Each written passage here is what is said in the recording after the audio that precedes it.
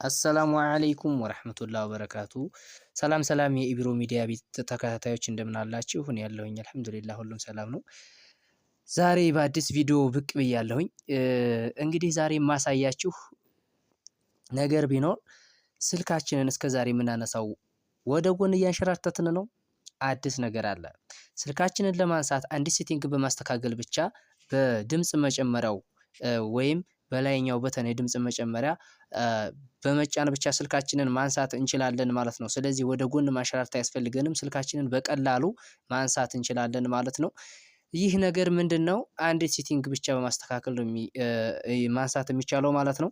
ወደ ቪዲዮ ከመሄደ በፊት ውድ የዚህ ቻናል ተከታታዮች ያው እንደሚታወቀው ቻናሌ አዲስ ነው እንደምትመለከቱት ይህንን ቻናል የተለያዩ ቪዲዮዎች ሲሰሩ አዝናኝ ቪዲዮዎችን እንዲሁም አንዳንድ አስተማሪ ቪዲዮዎችን ወደፊት እንሰራለን።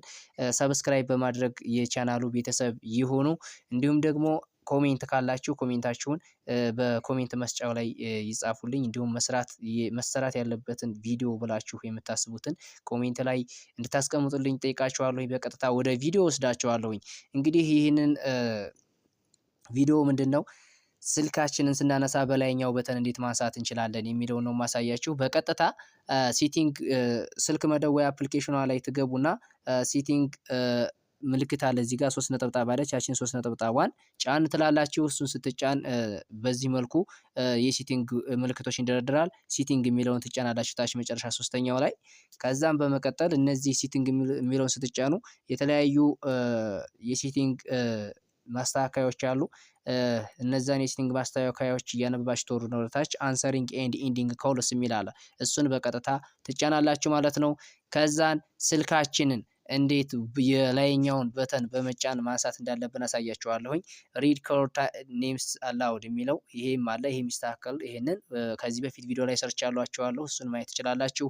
አሁን ደግሞ ፕረስ ቮሊዩም አፕ ቱ ኮልስ አንሰር የሚል አለ። የቮሊዩም መጨመሪያ ወይም አፕ ላይ ያለውን ወይም ከላይ ያለውን በመጫን ስልካችን ማንሳት እንችላለን።